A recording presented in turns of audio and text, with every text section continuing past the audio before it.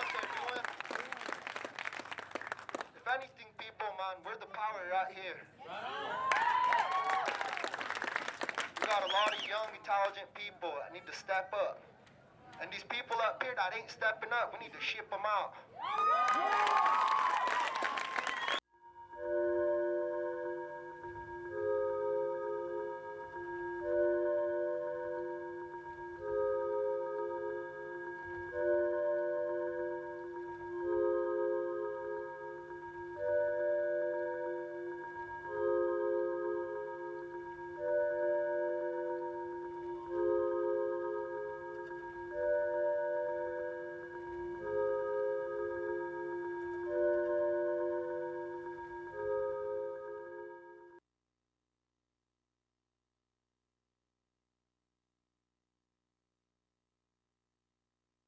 Omitaki api, Jared hake machi api lo.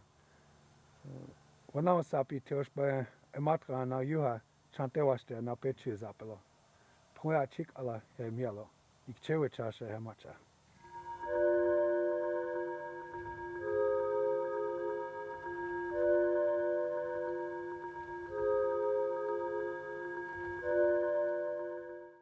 See, right here is the black mold. That's another thing that's causing a lot of the sicknesses. Black mold attacks young children the worst. Their entire respiratory system. You see 4 and 5-year-olds with that bottle of oxygen and that mask on their face. 4 and 5-year-olds. And of course, the elderly and the sickly, the sugar diabetics, they're prone and susceptible to that black mold, which attacks the respiratory system. Black mold is rampant throughout the 9 reservations in South Dakota and the reservations in North Dakota and Montana, the northern plains. And we have no relief. It's a national disaster area, but the governors refuse to call for it, and of course, Washington, D.C. refused to recognize it. And these were supposed to be fixed 2 years ago. They still haven't come around yet. And the lights, this is burned out, but still hasn't been fixed.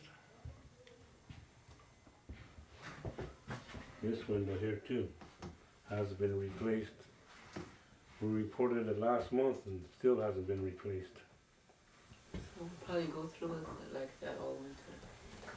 So we either fix it ourselves and pay for it out of our own pockets. That'll probably be the solution to that. And I know that the cockroach feces makes you sick too. I thought it does, Yeah. Yeah, I can And the bad part is you get rid of them and they come back in about 3 months. We have to keep our food in plastic containers. Plastic Yeah. so they can't get in. And this is the stove, huh? This is the stove and it needs a knob. Oh, So I yeah. can't use the oven. Yeah. Oh, you can't use the oven? Oh, this is a fly thing, huh? Can you shine your flashlight on that? Yeah. That catches the flies. Yeah, fly ribbon. Wow. Flies. Well, Emma gave us a grand tour, Matthew. See,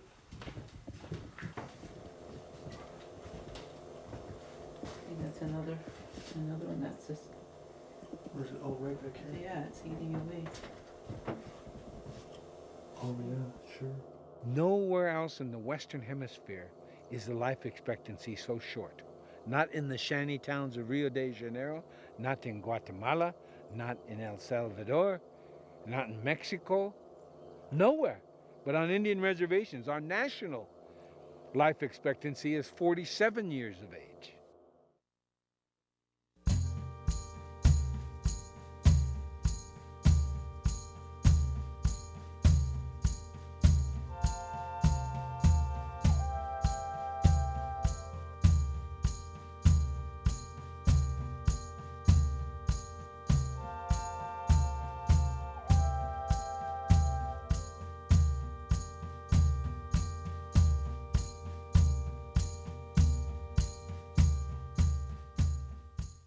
We would like to invite the President of the United States to our house to visit with us, and we can take him all over to the hospitals, the schools, and to visit with neighbors and even us. The reservation physical life is one of misery. Fortunately, we still have our culture, and that breathes life into us.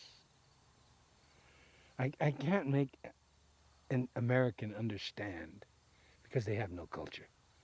What I can tell you, and culture is beyond singing and dancing, by the way, and it's beyond, way beyond Wall Street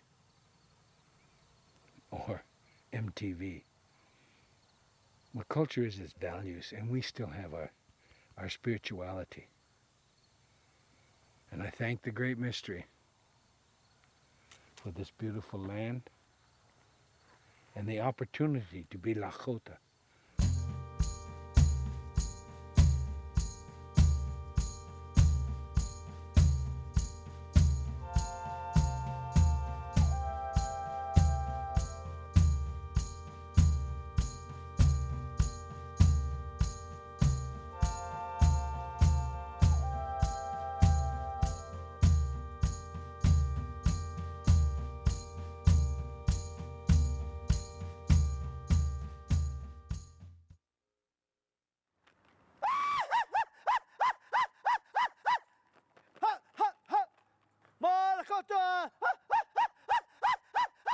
This is the corporate offices for Lakota Journal newspaper, Lakota Media Incorporated corporate offices, including our printing plant operations.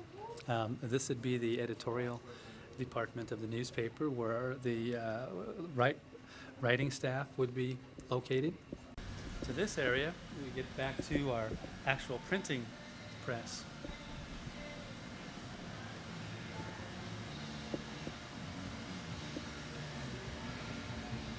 Our printing press, which prints our newspaper as well as the Dakota Journal, a new newspaper that we've started out on the eastern side of the state. With the printing press, owning our own printing presses, we'll be able to print other tribal newspapers and also allow us to print some of the other newspapers that we plan on, bureaus that we plan on opening in the near future. Our goal is to open a chain of newspapers that will serve the various Indian tribes across the country.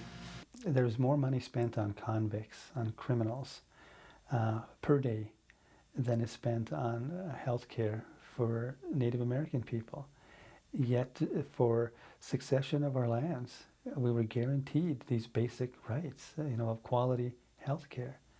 So, more money is spent to house an inmate, a person who has committed crimes against society, than to provide health care to people that are trying to become an active member of society. And it's unfortunate. I mean, it's an atrocity that this is going on. The corrections industry is a growth industry in this country, and I think that there are private interests that lobby quite effectively to have those public resources invested in them. I don't think it's a case where the public necessarily values the health of incarcerated individuals any differently than Indian people, but that's the way that it plays out when you measure the relative public investments. I had problems with my teeth, and I remember I went in 3 different times and asked to have my teeth saved, but what wound up happening is I was told, oh yeah, we can save your teeth. What wound up happening was my teeth got pulled. I said, hey, I need those. I was born with those. Traditionally, we're meat eaters. And after that, it was kind of a 3 strikes and you're out type of deal. I've had the wrong tooth pulled from the dental clinic here, and and could hear, the assistant, oh my God, I switched his X-ray with the, with the Indian lady down at at the end. These types of things make it very leery for any Indian person to go to the hospital.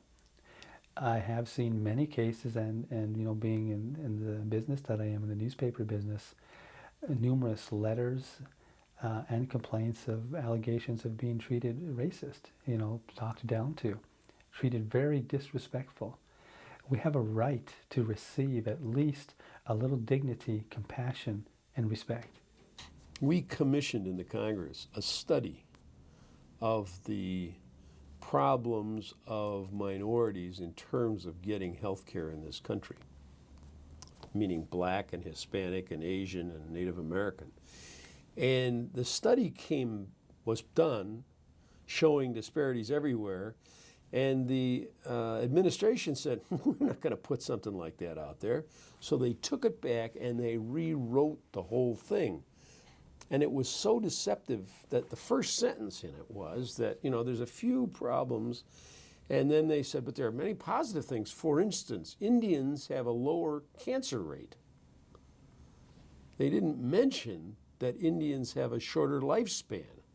So the fact they don't live long enough to get cancer doesn't even get factored in. I mean, they distorted what the facts were. My view about Indian Health Service being designed to fail is that it is set up to meet, with the resources it has available, only 60% of the documented need for healthcare service delivery. I'm not talking here about extras like preventive health and maternal and child health, or special programs with diabetes or HIV/AIDS, or the administrative improvements that would give us the planning information to allocate resources better. I'm talking about documented primary health care needs. The Lakota people, you have to understand that before the Vietnamese defeated the United States of America, we did. And we've been paying for it ever since. We gained a treaty out of the deal. We won. They begged us for peace. We gave it to them. And ever since then, they put us on these concentration camps they call reservations. And then they begin the slow strangulation of a people. IHS perpetuates the genocide. I believe today that in certain respects it is remarkable that we continue to live and survive, and even in some respects thrive today, when we were so close to extinction at the turn of the century. I certainly share his belief that our people have been subjected to genocide. Clearly we have been in the past. Now today, today it's different. Today we don't have aggressive, overt measures taken against us. Things are much more covert and things are much more insidious. The prejudice and discrimination is much more institutionalized than it is aggressively carried out by individuals. Our young people today are adopting American culture, whatever that is, or they're adopting a hip-hop rap culture, they're adopting a computer culture with violent video games, they're adopting the Hollywood violence, cinematographic violence culture. All of that is what's going through them. And how can you have healthy people when they, first of all, don't consider each other relatives or don't think that way, and they can't take care of each other? That was number one, because a long time ago, mostly the women, they were medicine men, of course, but the grandmas, they took care of the simple medicines that they could go out and gather. And maybe each grandma in a family would have 20 or so or 30 medicines she might use to cure things. His name is Chataokia, which means flying hawk, and he is my archery buddy and my hunting buddy. And he's 5 years old. And he and my other boys probably puppy meat and at ceremony, and then buffalo meat, deer meat, fresh fish, vegetables, those were their first meats. Those were their first foods. Even when he was 3 months old, any of these boys, we used to chew up meat and feed them just a little bit. By the time they're 6 months, chewing up more meat and feeding them. You see one? Oh, this is your quiver here, Jay? Yeah, that's my bow and my arrows, and I made them the way they would have made them a long time ago, and this is what I hunt with. Can you show us? Sure.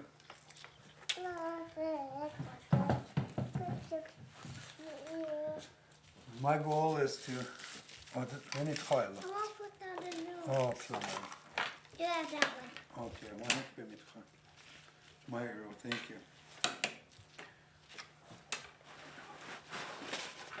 You made this yourself? Yeah. I make all my arrows.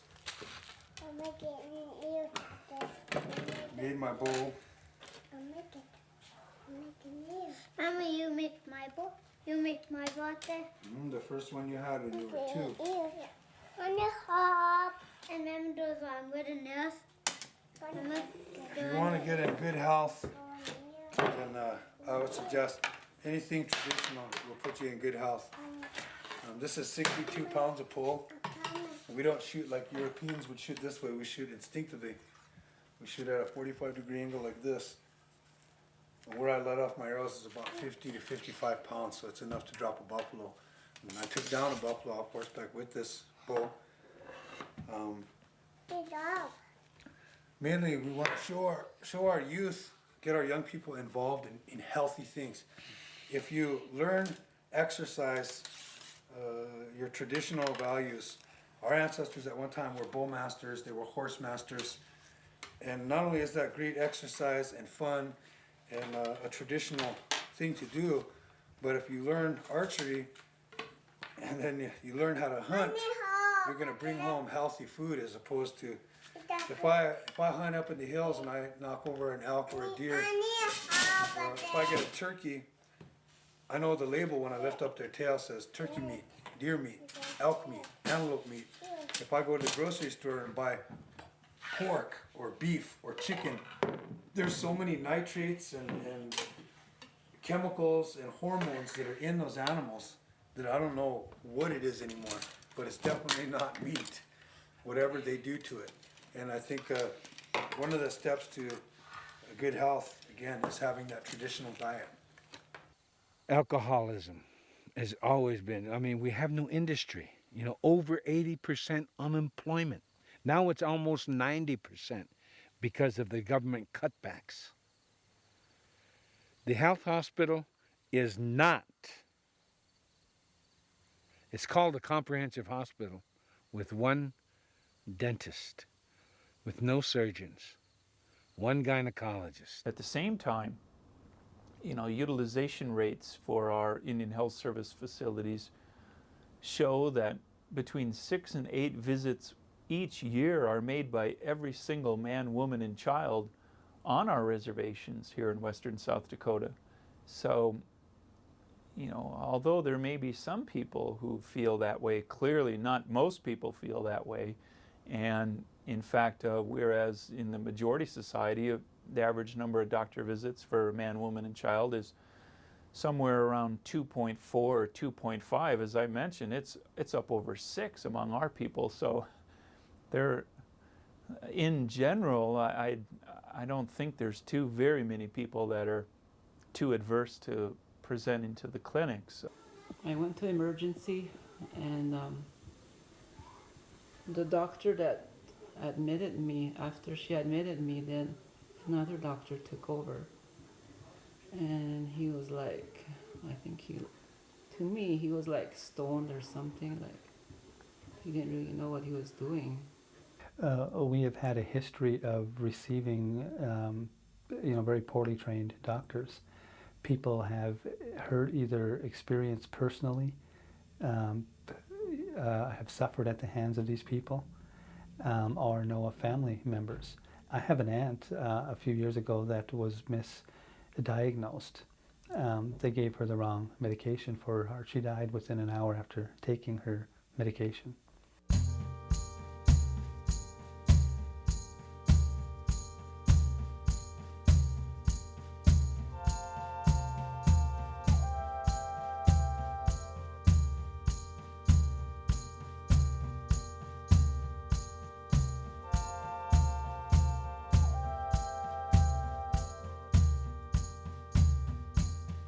So if it's a matter of an ambulance that drives and then the ambulance doesn't get, they get half their money because the Indian Health Services, that's all we pay, well, why would you drive out there? Why go? So if I'm going to lose money driving out to pick somebody up and bring them back in, it's hard to say that you would do it if you were driving an ambulance. I mean, you got to make a living. You got to pay for the gasoline, pay for the driver, and all the rest. So you can't make it up in the volume by losing money on every case. There never was a disease here or health crisis a long time ago. You had a way of life that was very healthy. People were active and they lived outside all the time.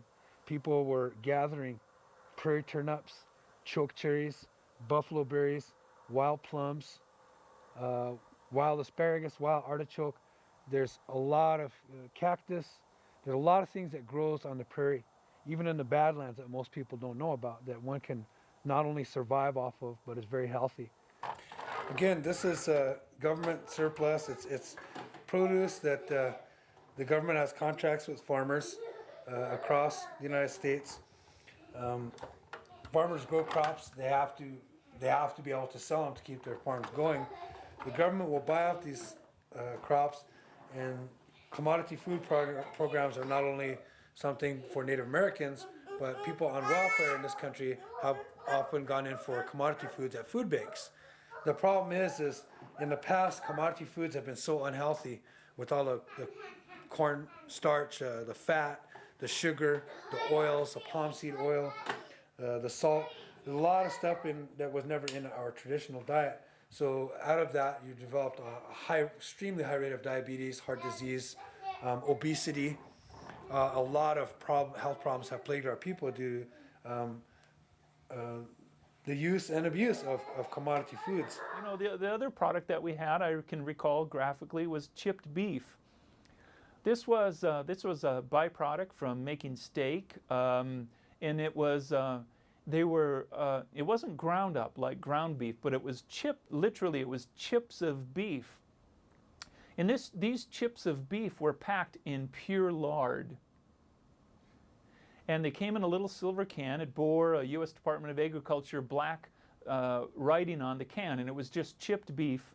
And it was packed in lard. So my grandma, like many grandmas, would open it up. She'd empty out the whole contents in a pan and kind of fry it all up together. And here you're taking the beef and you're frying it up in pure lard.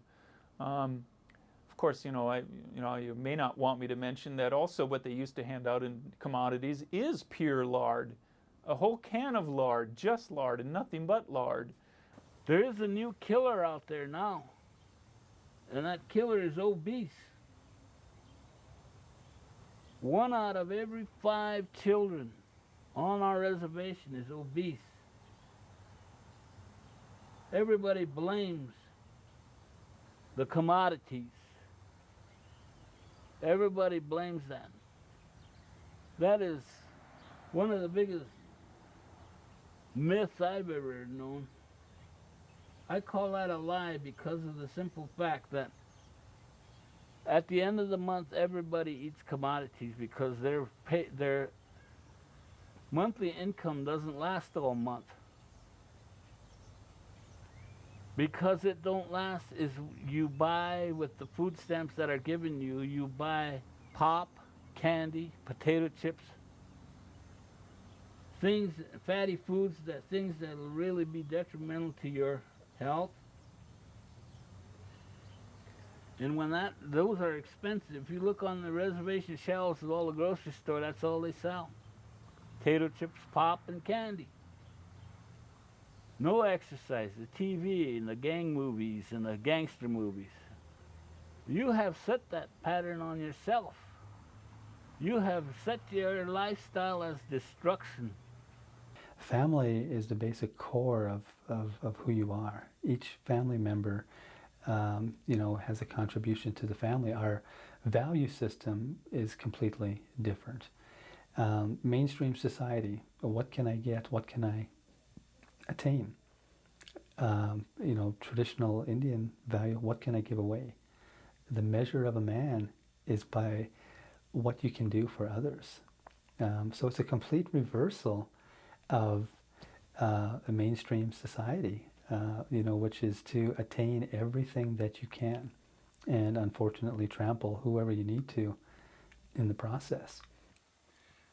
Hey, my stud, checking us out.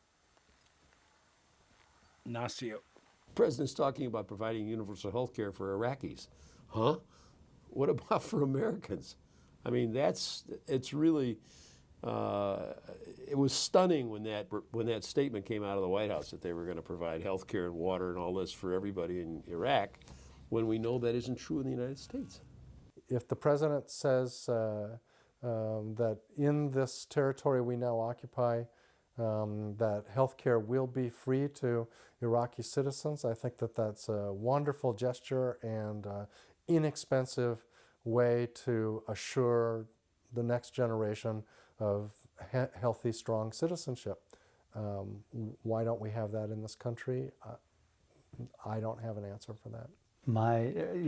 I've heard, from a very few good sources that, some of the administrators have received pay increases. I guess, it goes a little higher up, I think, than just Sioux with, the federal government's management of that program. It needs to be revamped. I think it needs to be investigated. And, there's some serious questions that arise from that. The funding isn't there. It's been cut every year. We have to look at what John F. Kennedy said about the United States. He said, ask not what your country can do for you, but what you can do for your country. Well, we're going to have to use that as, ask not what your treaty can do for you, but what we can do for the treaty and our livelihood. The main prescription has to do with tribes being able to control their own destiny and serve the needs of their own people. Tribes know their people best. This is not a matter for the federal government to be directly involved. In my opinion, federal government needs to make the resources available, but it needs to get out of the business of delivering those healthcare services. And for tribes that don't have the capacity yet to deliver healthcare services to their people, the federal government needs to be in the business of helping those tribes develop that capacity. What I have always said with the American Indian movement since our founding in 1968 is we have demanded the abolishment of the Bureau of Indian Affairs. Think about it now. Every American with any kind of integrity should not and would not, if they have integrity, would not allow their government to have a Bureau of any kind of ethnic affairs, because there is no Bureau of Jewish affairs. There is no Bureau of Irish affairs, of African affairs, Mexican affairs, Cuban affairs, at all. But we have a Bureau of Indian Affairs. That's absolute institutionalized racism, and every American is a racist. He's an anti-Indian, genocidal racist, because they allow that Bureau of Indian Affairs to exist, for crying out loud, in allegedly the greatest democracy in the world. You know what? I want to know how I felt when the Twin Towers were hit? I'm not going to tell you. I said, you want to know? Find out. Be oppressed for a century or two. We have a lot of alcohol problems here on the reservation. It's been here for years, but it seemed to be getting worse. We have bootleggers here on the reservation that, our reservation is considered a dry reservation. What I mean by that is there's no alcohol allowed on the boundaries of the reservation, but still we sell it to people. We have surrounding towns here that sell, that have liquor stores, and our people are going to get it no matter what. And our law and order system, is trying to deal with it. But the real problem is, I think it's time that people stepped forward and looked at the issue. You know, our police department cannot handle this alone, and I really feel that districts have to get involved. You know, we got drugs here on this reservation that just deteriorating our youth, and that's a sad thing to say.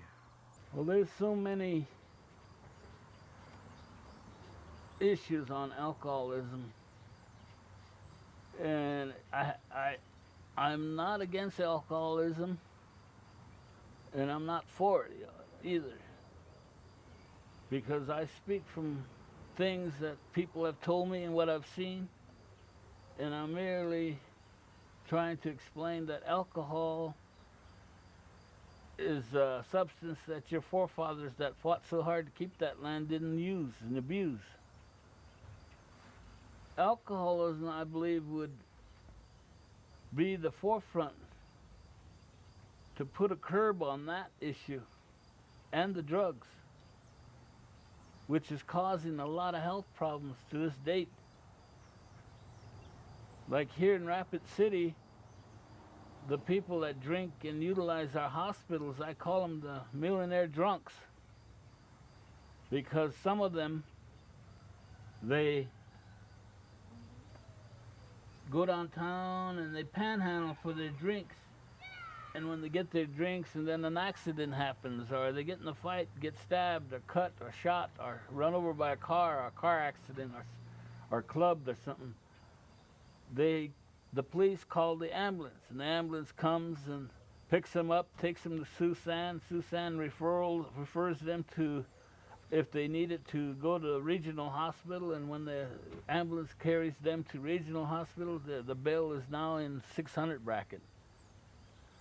And then when you go through surgery, or etc. and stuff like that, and by the time it's all said and done, you're looking at maybe $25,000, $30,000 out of the account, where people who are trying to raise a family and do good, and the young couples, and they can't even get IHS help.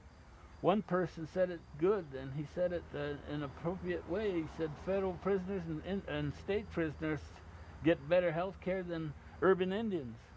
Alcoholism is, is a problem that has been addressed. There's been a lot done with, and now this is within the tribal programs itself. But honestly, yes, it exists. It's there. When you look at many times, and there's many contributing factors, but a complete lack of being able to get off. Many times you feel like you're held prisoner on the reservation. It's a day-to-day struggle just to survive, despair. I myself grew up on the reservation until I was 16 years old. You do feel like you're literally doing time. The research that I'm aware of is pretty strong research that suggests that Indians are much more liable to be addicted to alcohol. And we started out from the very start by giving them fire water as part of the trades that we used to make back in the days of the traders, the Indian traders who were put out there by the Indian Bureau.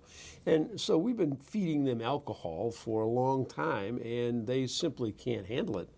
And it is a huge problem for which we have never really taken responsibility or put together the alcohol rehabilitation effort that we should make if they are our responsibility under the treaties.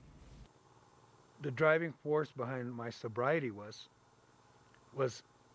first of all seeing my father struggle with that all his life. As a boy,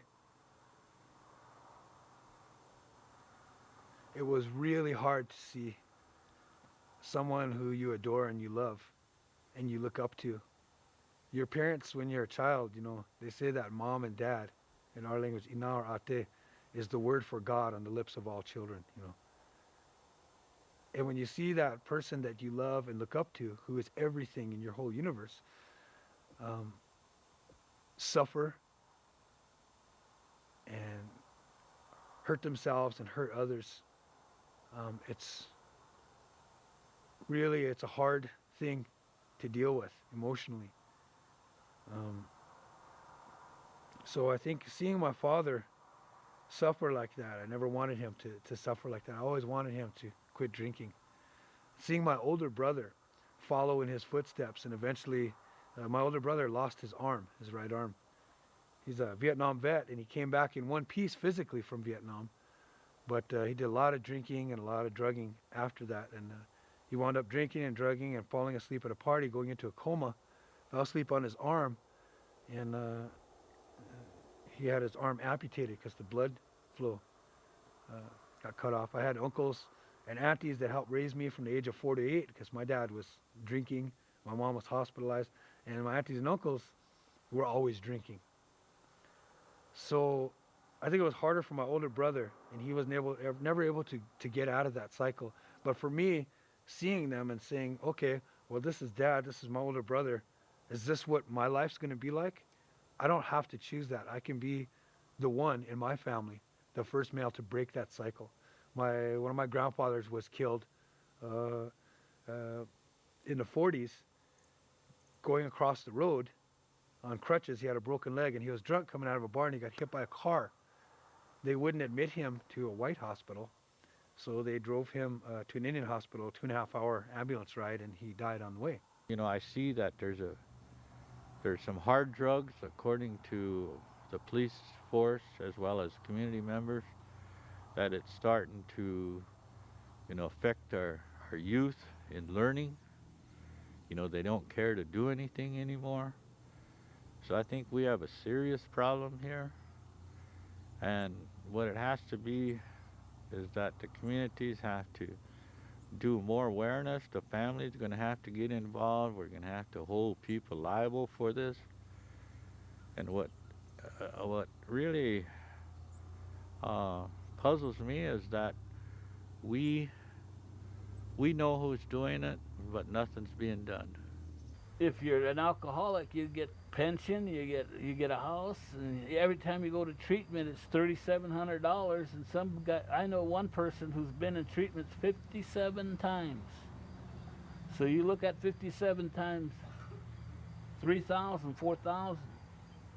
Now, that money was appropriated to the Indian people because of the treaty, not to a drunk.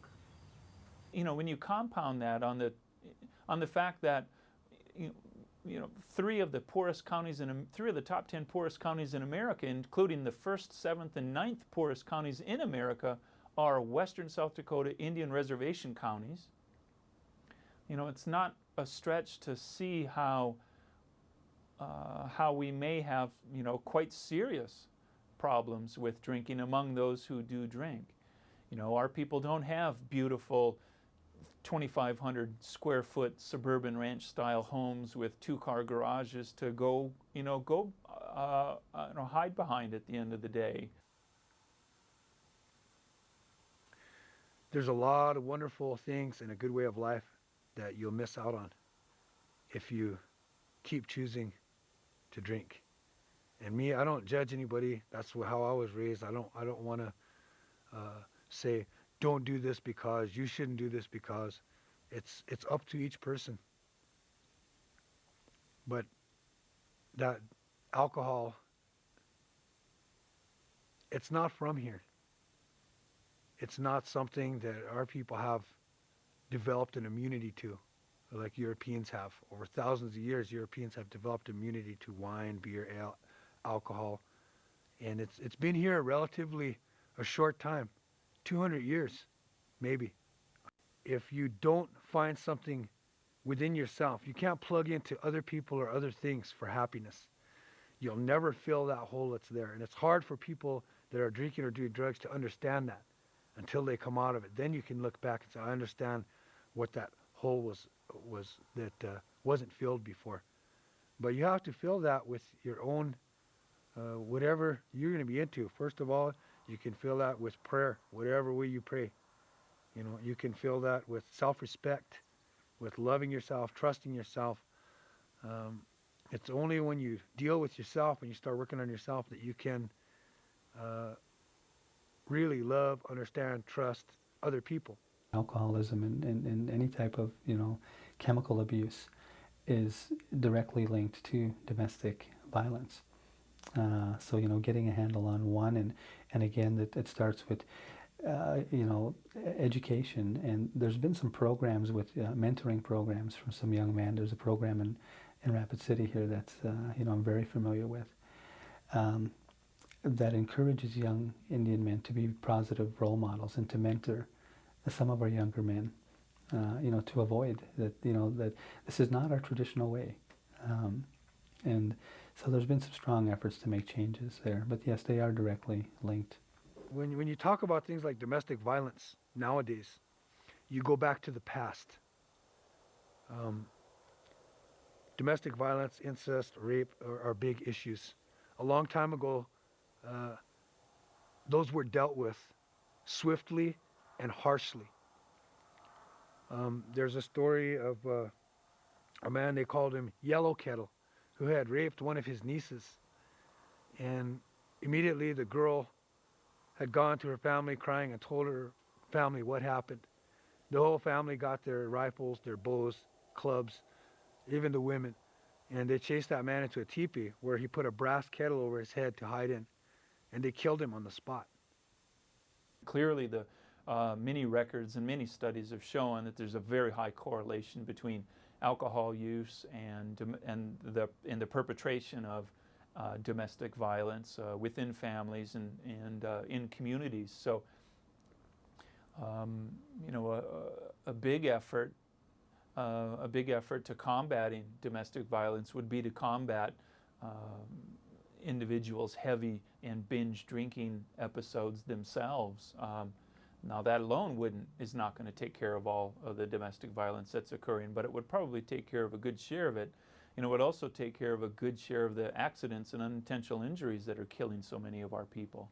The domestic violence scene is the same. I mean, whether the husband takes it out on the wife or the kids is just his own choice or whatever, and it's not conscious. They don't sit down and say, let's see, I'm going to beat somebody. But the frustrations of being out of work all the time, I mean, the frustrations of unemployment on Indian reservations is huge. And when you get into the city, it's not much better. And so you've got all the elements that lead to that kind of behavior in a family. Yeah, domestic violence occurs mainly when, you know, when the person is intoxicated or when they really need their, you know, their drug, their marijuana, and then there's some people here, you know, coke is going around here. Cocaine has been going around lately here, and it's spreaded through the whole reservation right now. I know a couple people, you know, who do, you know those people who sell it, and it's really terrible because they get really cranky and they really, you know, can really put up a fight if they don't have it, and they can just hurt the little ones around them, especially.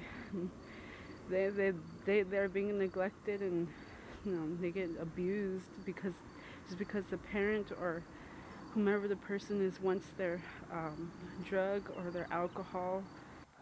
Oh, you know, this reservation, believe it or not, they have a crime of emotional abuse. In other words, if you know, women have such control on this reservation, you can't complain about dinner, man. Otherwise, it's 911. You know, emotional abuse and off to jail you go. Wouldn't it be nice if that was the law in the United States? I suffered emotional abuse. You're right. It drives you crazy. It makes you insane. It's the worst kind of abuse. And that's what the boarding schools put in place. Emotional abuse. Shaming. They indoctrinated our culture with low self-esteem that is exacerbated again from generation to generation. One of the things that we have happening today that, believe it or not, directly affects our health is a lot of the young people are losing the language. Within the language, our elders will tell you that the language is sacred. It has the power of life and the power of death in it, any language. But when you lose your own language, then you lose your cultural identity, and you lose a self-respect and a respect for others that's built into that language. The Lakota, Dakota, Nakota languages, elders say, They're from the universe. They're from everything natural. Unlike Europe, they had no other outside influences. So they came from natural sounds, from animals, from the wind, from trees, from the earth, from water. So you have a language that has that in it. Along with that, our young children are losing a sense of kinship. A long time ago, everyone was referred to as a relative. Now the only time that our children say that is when they're done praying. Mitakuye oyasi. Recognizing and acknowledging a relationship to everything in creation. My grandpa Stephen used to say when he was young, he'd walk across the reservation, and if a man was 400 yards away, he'd put up his hand and wave, and he'd say, "How Transhi?" Greetings, cousin. And that man will walk all the way over there. They'll shake hands, even if they're not related. You have kids that come to school that want to sleep in classrooms, which they probably had a tough night, with partying and drugs, and they're having a hard time. I really feel sorry for these kids. And then you look at our housing situation here. When you have 3 to 4 families living in one house, how can a kid really do good or do well in school with the atmosphere out there? And the thing is that if we don't take action here very shortly, I feel that things are going to get very bad here on this reservation. Some kids around here, their parents, they have them. The parents don't know, but these kids are starving and they're hungry, and they're cold too, and they need their parents to give them warmth. They need to take care of them, and that's really, I wish I could do something, and these parents with the kids who don't go to daycare because the parents are drink and stuff, and they don't have nice clothes and stuff to use to daycare, and so they know if they went to daycare, they would tell social services on them because they're neglecting their children. Among our community here, there's a lot of alcohol problem that we have among young kids, especially the teenagers, and there's a lot of older person that die of alcohol, the cirrhosis, suicide, car wrecks. Listen, understand something here. We live in enforced poverty by the government. This is planned poverty. When you have poverty, you don't have any choice other than survival. You don't have even the luxury of thinking beyond today because you have to make it through the day. Come with me to our trash dumps, our horrible trash dumps that the IHS refuses to clean up, even though they're mandated to do it. And you will see my people digging through trash. My people, the descendants of my ancestors who on the field of battle defeated the United States of America and made them beg for peace. They're reduced to digging in trash. I cringe every time I have to take my trash to the dump. Now, I've got nothing against black rap. Why can't we have Indian rap? Indian rap telling about diabetes. Indian rap telling about money being ripped off. Indian rap telling about the treaties, etc. Black rap was originated from the black people to get out of the ghetto. When you go to a big city, all you're going to learn is lie, cheat, and steal, and gangs, and drinking, and alcohol. And when you go back home, that's what you take back. What we need is some counselors here that, we have some, but it's not enough to go around. And that really disturbs me. We constantly send people to treatment, but actually there's no aftercare when they come back. So, after a while they're back in the same boat again. So there's got to be some real serious things looked at here on this reservation. I know there's a lot of violence that's going on by drinking And by hearing other people come and they tell me that they have a gang fight because of drinking, they're having a party and then there's something else, something that happens there. Racism is a really big issue.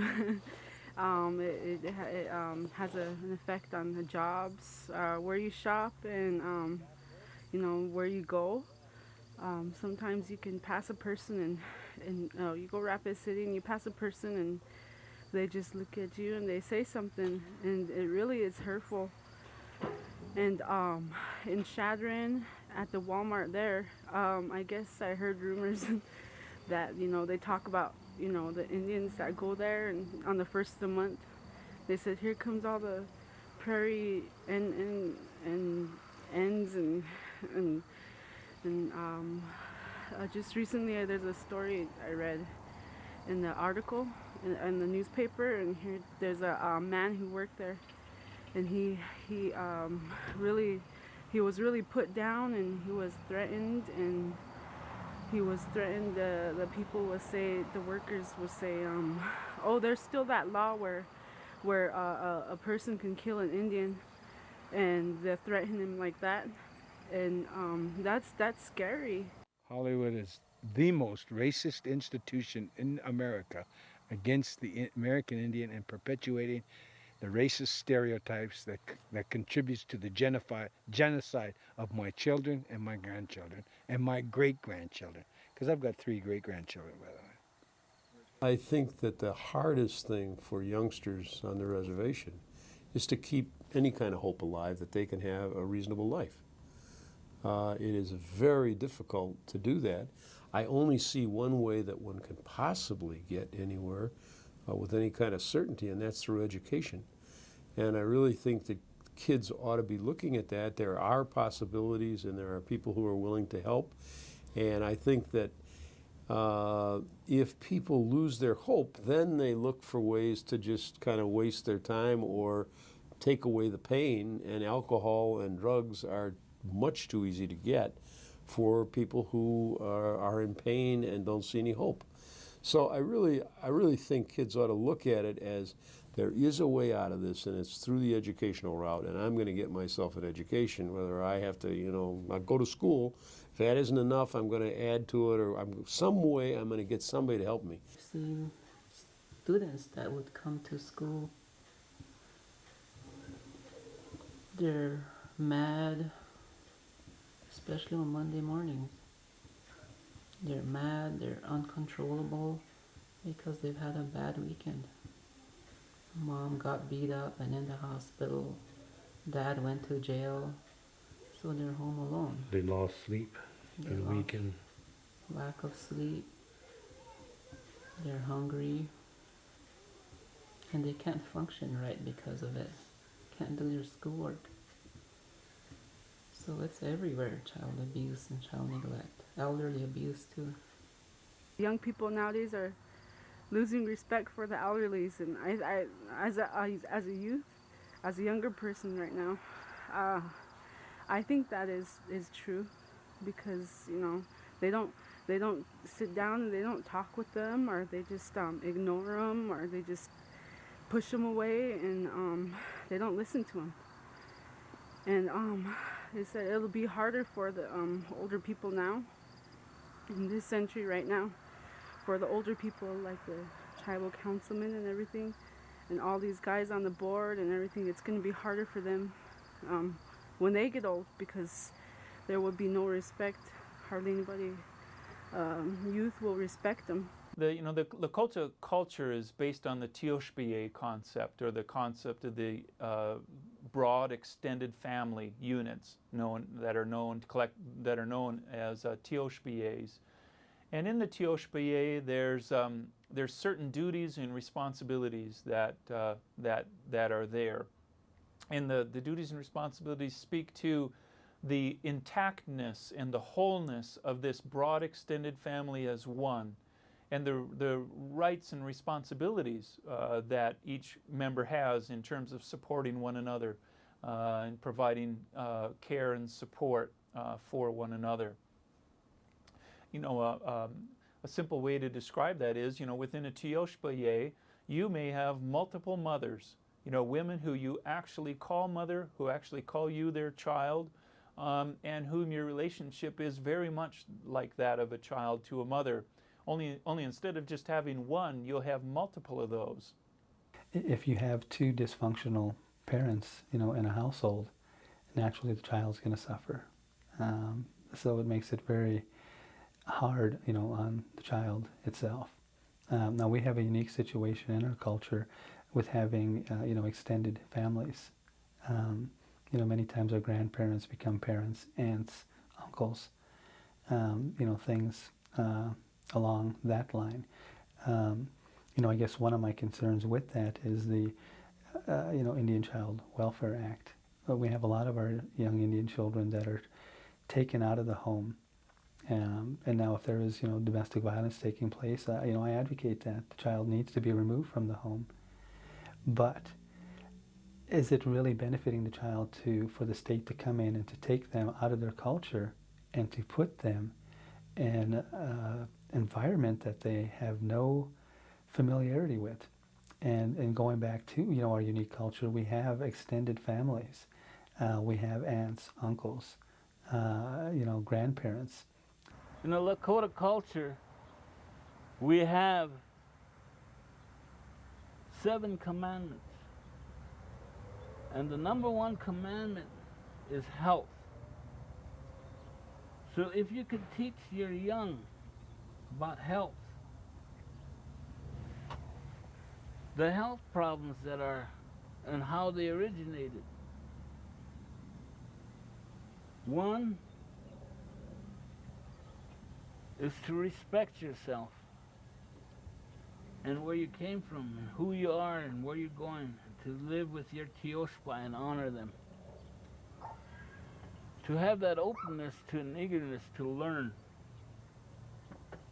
And to have that respect and quietness is to sit and listen. I come from a people who know that every blade of grass, every pine needle is a teacher. I know that we respect all of life, that the worst thing you can do is kill, because it's the easiest thing to do, is to kill. Step on a spider, slap a mosquito. That's how easy it is. But to live with your relatives and to understand they are relatives, that kind of thought and philosophy is capable of war. I told you our languages don't have it.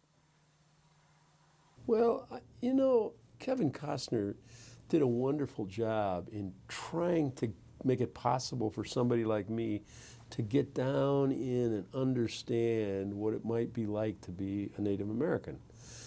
I think the hardest thing for any of us is to put our feet in other people's shoes and to recognize the history and the culture from which they come and the experiences they've had and what makes them react to a situation differently than I would react to it. I mean, theoretically you can do it, but that movie gave you some of the experiential feelings that sort of let you understand what it would be like to be an Indian. And I think that that's a real creative masterpiece when you can help somebody else understand what it like to be like in somebody else's shoes. We don't have any word for second or third cousins. We don't have any word for great aunts or great uncles. Your second or third cousins can be anything from your brothers or your sisters to your cousins to your aunts or uncles. It depends on the relationship to you and partly the generational relationship to you, their age versus yours, etc., and several other ways of looking at it. So we have quite elaborate and much more tightly held notions of extended kinship than the general population has generally. We go back to our culture. One of the values, you know, in our spirituality is humility. Say, for example, if 2 warriors went out on a hunt, and you know, and I'll take a little sidebar on that. Storytelling, most of our history comes from oral storytelling. It's an oral history. So these 2 warriors go out on a great hunt, and they come back and they tell the story. They sit around, and maybe he gets a little bit boastful. So it is the other person's place to bring him down to a level of humility. So there's some joking that would go on, and they would tease him to bring him back down to that level of humility. My school, at that house over behind you, the Total Immersion School, is just such a program. It's a root of the sacred tree of life. And no matter how small we are, in the end, the Lakota are destined to survive because we still honor all the universe and our sacred Holy Land with all of our relatives, which includes everything that crawls and swims and lives within the earth, the wingeds, the four-leggeds, and the green things that grow from the earth. Many disadvantaged or minority populations in this country cannot lay claim to having preserved yet as much of their culture as we have. We still have all 7 sacred rites that are still known to us and that in some fashion are still being carried out by us. We still have traditional healing ways and practices that we can continue to draw strength and wellness from. In order a long time ago to live that way of life, it was a lot of hard work, making your tools and hunting equipment that you needed. Every part of the animal was used. So when the men weren't doing something, the women were doing something, whether it's the hide, the meat, the sinew of the animal. So all of that is a lot of exercise. And so we had that a long time ago, where today we have a lot of people eating pops and chips, pork, meat, milk, things that were never in our diet before. Sugar, salt, a lot of fats. And most people are not exercising enough. So they're sitting around drinking pop and chips, and a lot of people are just sitting there watching TV. And a lot of our youth have grown up watching their parents grow up in that type of generation. And so instead of being outdoors all the time, riding horses, shooting a bow, any kind of sports, there are families that are very healthy. But on the whole, there's a lot of families that are not. We call this timsila, and they call it a wild prairie turnip in English. It's very healthy. We pick these during the spring, about 2-3 weeks out of the year. The flowers will show their tops and then they'll fall off. So if you don't pick them during that time, you won't be able to find them. But the timsila or prairie turnip is really good traditional food, and it's very healthy. My wife's grandma talks about some of the medicinal qualities of this prairie turnip. One of the things is good for your kidney. It's really high in iron and calcium. When babies, a long time ago, the babies don't have an appetite, they'll crush up the timsila into a powder, mix it with water, and feed it to the baby, almost like formula, or like formula milk, and it will increase the baby's appetite.